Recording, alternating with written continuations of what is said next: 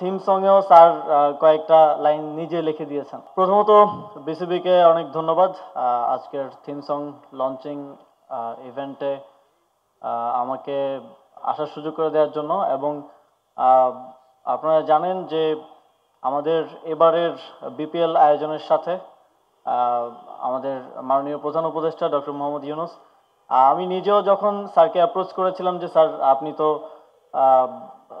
Olympic সহকারে আরও অনেক বড় বড় ইভেন্টের ডিজাইনে ইনপুট দিয়ে থাকেন, তো আমাদেরকে যদি একটু ফেসিলিটেট করেন, তো আমি তখন এতটা আশা করি নাই যে স্যার এতটা ইনভলভ হবেন পার্সোনালি, এবং স্যারের টিম সহকারে আমার থেকেও বেশি ইনভলভ ছিলেন।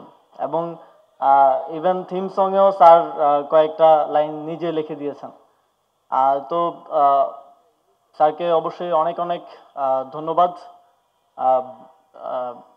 স্যারের মূল্যবান ইনপুট দেওয়ার জন্য আমাদেরকে। এবং বিসিবি সেটাকে অনেক সিরিয়াসলি নিয়ে খুব সুন্দরভাবে সেটার বাস্তবায়নটা করেছে, সেজন্য বিসিবিকে অসংখ্য ধন্যবাদ। এবারের বিপিএলটা যেহেতু আমরা নতুন বাংলাদেশের কথা বলছি, অনেক ত্যাগের বিনিময়ে রক্তের বিনিময়ে আমরা একটা নতুন বাংলাদেশ পেয়েছি, সুতরাং সব কিছুকে আমরা নতুনভাবে সাজাতে চাই, নতুনভাবে রিফর্ম করতে চাই।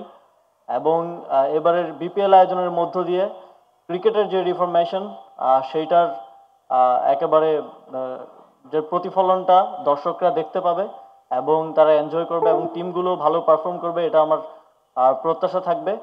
এবং অবশেষে আবারও সবাইকে অনেক অনেক ধন্যবাদ এফোর্ট দেওয়ার জন্য। এবং এই নতুনভাবে বিপিএল সহ নতুনভাবে বাংলাদেশ ক্রিকেটের যে যাত্রাটা শুরু হয়েছে তার সর্বাঙ্গীন সাফল্য কামনা করে আমার বক্তব্য শেষ করছি। ধন্যবাদ।